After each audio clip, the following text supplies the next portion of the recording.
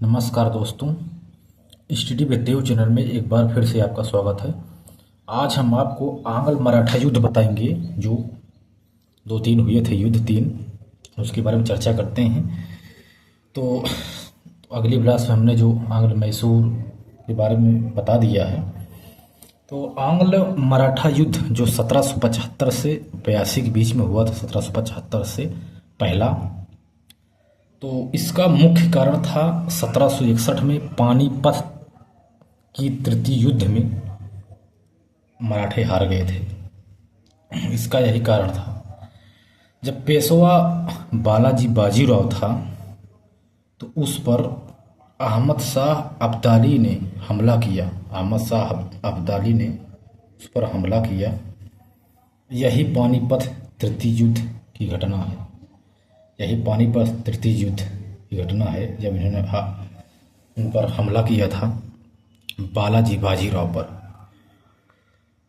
निजाम मराठों की मदद नहीं की, जबकि निजामों ने कहा था कि हम आपकी मदद करेंगे। निजामों ने मराठों की मदद नहीं की, जबकि अहमद शाह अब्दाली की मदद के लिए शाह आलम द्वितीय दिल्ली से, शुजाउद्दौला अवध से, दोनों ने उनका साथ दिया। तीनों ने मिलकर के बालाजी बाजीराव को पराजित किया था पानीपत के तृतीय युद्ध में। तो बालाजी बाजीराव के नेतृत्वकर्ता दो थे, सदाशिवराव भाऊ और विश्वास भाऊ। ये दोनों मारे गए। इसकी यह एक बहुत बड़ी घटना थी, क्योंकि इसमें बच्चे, बूढ़े, औरतें, आदमी की मतलब खूनी घटना थी। जहाँ देखो वहीं लाशें पड़े थे, पूरी लथपथ से बहुत बड़ी लड़ाई थी, जिससे अगर कोई देख लेता उसका दिल दहल जाएगा। लड़ाई बहुत तगड़ी थी। यह एक बड़ी घटना के रूप में माना जाता है इसको। तो इसकी सूचना जब बालाजी को पता चला तो इसके टेंशन में हार्ट अटैक आया। इस टेंशन में वो मर गए।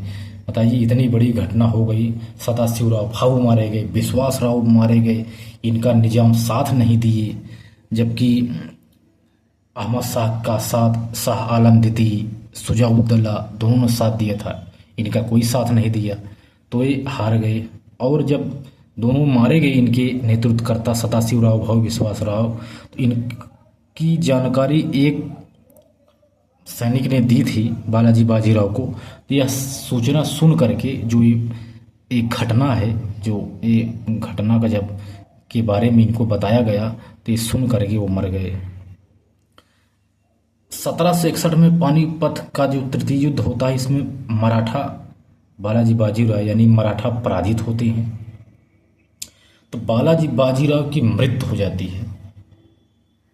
बालाजी बाजीराव की मित्र होने के बाद अगला पेशवा माधवराव बना। मराठा शक्ति का विस्तार करना शुरू किया। माधवराव ने मराठा शक्ति का विस्तार करना शुरू किया।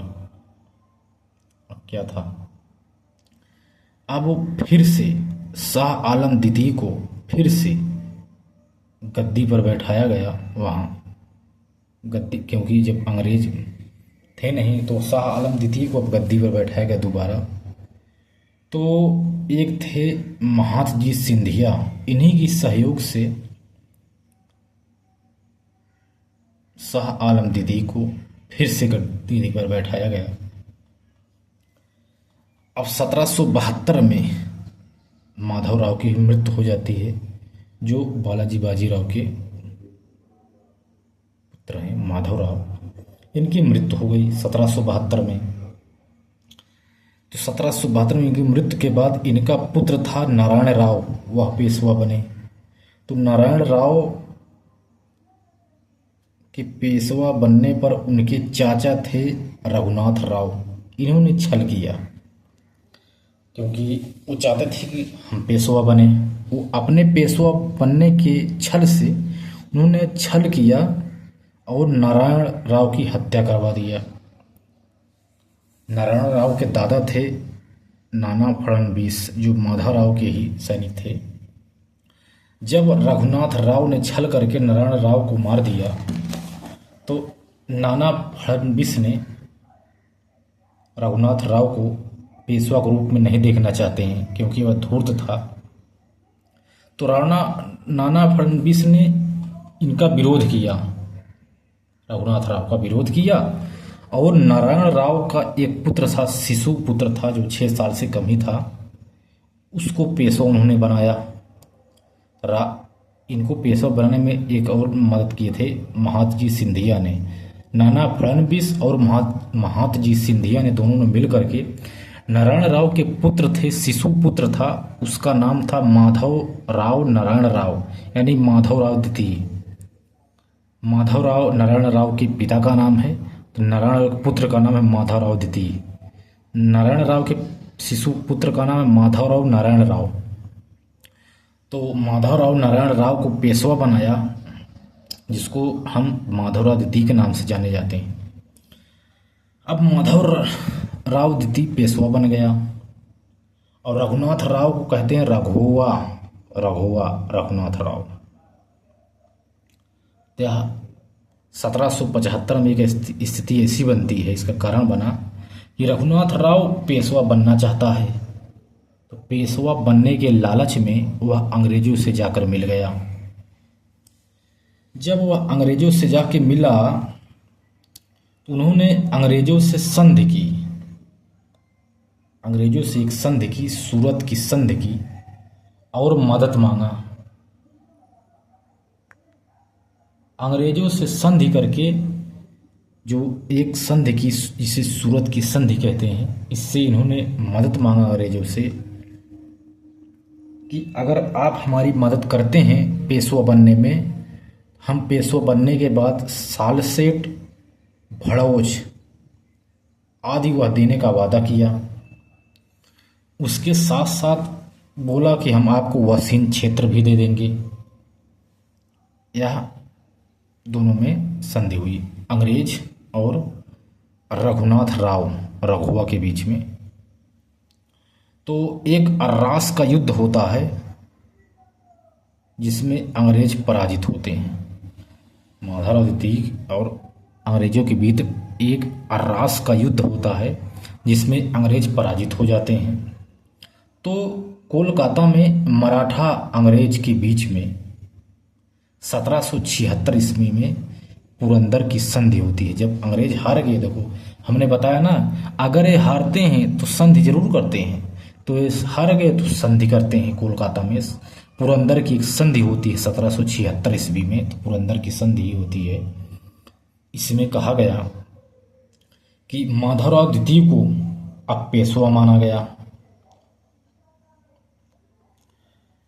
माधवराव द्वितीय को पेशवा माना गया और सालसेट अंग्रेज ने ले लिए। सालसेट द्वीप देखो, इस पर मुंबई बसा है, इसको अंग्रेज ले लिए।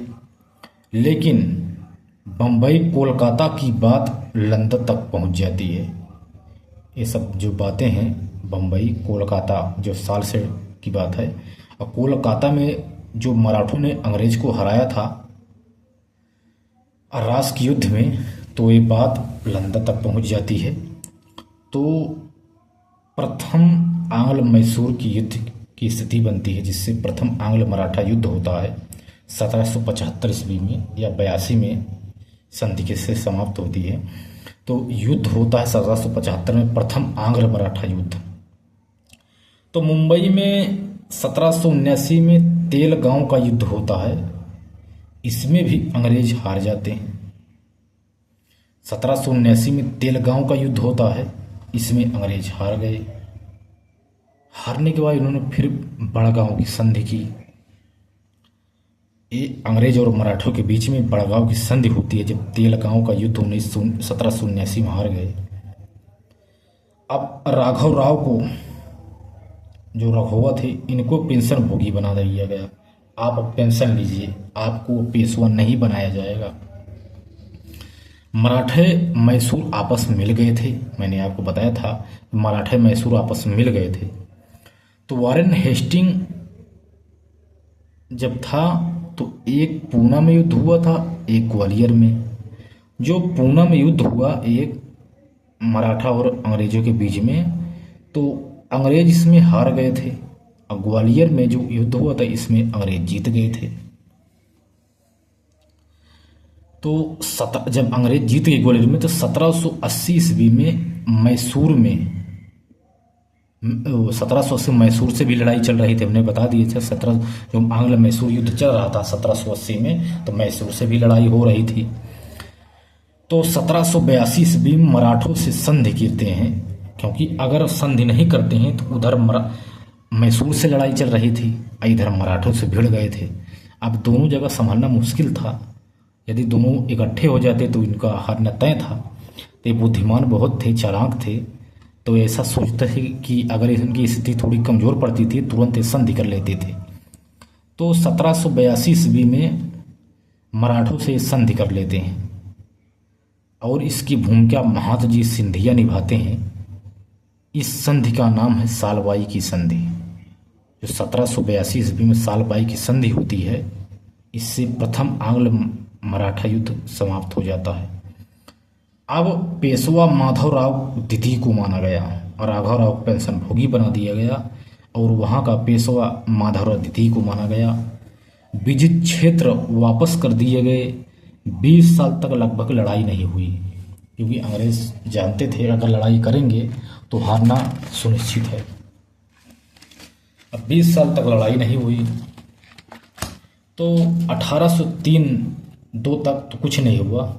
3 आते आते ऐसी स्थिति बनी जब महादजी सिंधिया की जब मृत्यु हो जाती है 1795 ईस्वी में, तो वहाँ का पेशवा बाजीराव द्वितीय था। तो बाजीराव द्वितीय 1796 ईस्वी में जब पेशवा बनता है, बाजीराव द्वितीय पेशवा बनता है, तो इसे ही अंतिम पेशवा कहते हैं, या एक अंतिम पेशवा था बाजीराव द्वितीय, जो 1818 तक रहा था। तो यह रघुनाथ राव का पुत्र था बाजीराव द्वितीय।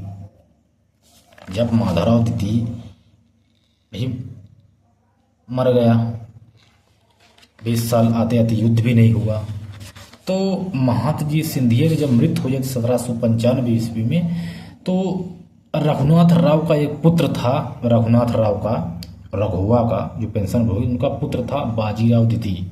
यह 1796 ईस्वी में पेशवा बनता है। अब 1800 में नाना फडणवीस की भी मृत्यु हो जाती है। तो अब पेशवा बाजीराव द्वितीय क्या करता है, दौलत राय सिंधिया और बाजीराव द्वितीय दोनों मिल करके जसवंत होलकर की भाई की हत्या कर देते हैं। ये जसवंत होलकर का था जसवंत। इसका बदला लेने के लिए यह पूना पर हमला करता है और अपने कब्जे में कर लेता है। अब बाजीराव द्वितीय अब क्या करें, जब बाजीराव द्वितीय और दौलत राव ने मिलकर सिंधिया दोनों मिल करके जसवंत होलकर की भाई की हत्या कर देते हैं, इसका बदला लेने के लिए वो पूना पर हमला बोल देते हैं जसवंत होलकर ने। तो अब क्या करते हैं, कब्जा के बाद पूना पर हमले कब्जा कर, तो हमला जब बोल देते हैं पूना पर, तो बाजीराव द्वितीय भागकर अंग्रेज से मिल गया जा करके। अब देखो, अब हमने आपको बताया था दौलत राय सिंधिया जसवंत होलकर दोनों मिल करके उसकी हत्या कर दी थी। तो बदला लेने के लिए पूना पर जब हमला किए थे, तो बाजीराव द्वितीय भागकर अंग्रेज से मिल जाता है 1802 ईस्वी में। बताइए, 1802 ईस्वी में जब वो अंग्रेज से मिल जाता है, तो बाजीराव द्वितीय प्लस अंग्रेज के बीच में एक वसीन की संधि होती है। तो उस संधि में यह कहा गया, सूरत भड़ौज अंग्रेज को दे दिया गया। जब संधि होती है 1802 में, तो 1803 ईस्वी के जो आंग्ल इसमें मराठा थे और अंग्रेज थे। तो यह द्वितीय आंग्ल मराठा युद्ध समाप्त हो जाता है। जैसे द्वितीय आंग्ल मराठा युद्ध में गायकवाड़ शामिल नहीं थे, एक थे गायकवाड़, उसमें शामिल नहीं थे, आपको बता दें गायक उसमें शामिल नहीं थे। तो इस तरह से जो बाजीराव द्वितीय जो अंग्रेज ये सब जो युद्ध होते हैं दोनों के बीच में, तो इस तरह से द्वितीय आंग्ल मराठा युद्ध भी समाप्त हो जाता है। तो विभिन्न संधि और आपको हम बता दें, जैसे थी सिंधिया और अंग्रेज के बीच में संधि हुई थी एक, उसे कहते हैं सुरजी अर्जुन गांव की संधि। तो सुरजी अर्जुन गांव की संधि सिंधिया और अंग्रेज के बीच में हुई थी। देवगांव की संधि भोंसले और अंग्रेज के बीच में हुई थी। राजपुर घाट की संधि होलकर और अंग्रेज के बीच हुई थी। इस तरह से संधि होते हुए द्वितीय आंग्ल मराठा युद्ध समाप्त हो जाता है। अब संधि के बाद जब संधि हो गया सभी के साथ, तो अंग्रेज अपना विस्तार बहुत तेजी से करने लगे और शोषण करना शुरू कर दिया। अब अभी तक तो शोषण नहीं करते थे। जब यहाँ मैसूर परास्त, मराठा परास्त, उनके सभी कब्जे में आ गए। होलकर, निजाम जितने थे सभी अंग्रेजों के कब्जे में जब आ गए, तो अंग्रेज क्या किए, अब अपना बहुत तेजी से विस्तार करने लगे और उन्होंने भारतवासियों का शोषण करना शुरू कर दिया। जब शोषण करना शुरू किए तो तृतीय युद्ध की स्थिति उत्पन्न होती है। तो तृतीय युद्ध हो जाता है 1867 ईस्वी में। तो यह 2 जगह युद्ध होता है। अप्पा शाह ने अपने नेतृत्व में नागपुर से युद्ध करना शुरू किया। अब बाजीराव द्वितीय ने पुणे से आक्रमण किया। हमला 2 तरफ से करते हैं, फिर भी हार जाते हैं। अंग्रेज और मराठा के बीच में और भी युद्ध होते हैं, जैसे खिड़की का युद्ध होता है, इसमें भी मराठे हार गए। कोरेगांव का युद्ध हुआ, इसमें भी मराठे हार गए। साल सेट में भी एक युद्ध होता, इसमें भी मराठे हार गए। अब पेशवा को 8 लाख वार्षिक पेंशन पे रख दिया गया। आपको अब पेंशन मिलेगा 8 लाख वार्षिक पर पेशवा को वार्षिक पेंशन दिया गया बाजीराव द्वितीय को। और उन्हें कहा गया आप कानपुर में आप बिठूर नामक एक स्थान है, वहाँ आप जाइए और वहीं निर्वासित जीवन आप जियो। तो कानपुर बिठूर में गए और वहाँ निर्वासित जीवन जीने लगे 8 लाख वार्षिक पेंशन पर। और यह कहा गया कि आपके बाद अब कोई पेशवा नहीं रहेगा। अंग्रेजों के द्वारा यह कहा गया आज से आपके बाद अब कोई पेशवा नहीं रहेगा। इन्हीं के दत्तक पुत्र थे बाजीराव द्वितीय, बालाजी बाजीराव द्वितीय। इन्हीं के दत्तक पुत्र थे बाजीराव द्वितीय के नाना साहब। नाना साहब दत्तक पुत्र थे बाजीराव द्वितीय के, उनका पुत्र कोई नहीं था। तो बाजीराव के मरने के बाद नाना साहब ने पेंशन मांगा, तो अंग्रेजों ने नहीं दिया, मना कर दिया कि हमने पहले कह चुके थे, हमने कह दिया था कि बाजीराव द्वितीय के बाद कोई पेशवा नहीं रहेगा, तो हम आपको पेंशन क्यों दें। पेंशन देने से मना कर दिया। यही कारण बनता है कि नाना साहब ने 1857 की क्रांति में कूद पड़े थे। उन्हें प्रताप सिंह को भी सतारा में स्थापित किया था। तो इस प्रकार से आंग्ल एवं मराठा युद्ध भी समाप्त हो गया। तो प्रथम आंग्ल मराठा युद्ध 1775 ईस्वी में हुआ था। 82 में सालबाई की संधि से प्रथम आंग्ल मराठा युद्ध समाप्त हो गया था। द्वितीय आंग्ल मराठा युद्ध 1803 ईस्वी में हुआ था और यह वसीन की संधि 1806 में यह समाप्त हो गया। तृतीय आंग्ल मराठा युद्ध 1817 ईस्वी में हुआ था, एक ही साल चला था ये, और 1818 में यह भी समाप्त हो गया। तो इस प्रकार से दोस्तों हमने देखा कि आंग्ल मराठा युद्ध कैसे हुआ, कैसे कैसे अंग्रेजों के चंगुल में सभी फंसते गए, एक दूसरे के लड़वा करके अपना वर्चस्व स्थापित करते गए। तो यदि दोस्तों ये क्लास आपको पसंद आया हो, अच्छा लगता हो, तो आप लाइक सब्सक्राइब जरूर करना। तो मिलते हैं एक और अगली क्लास में, तब तक के लिए धन्यवाद दोस्तों।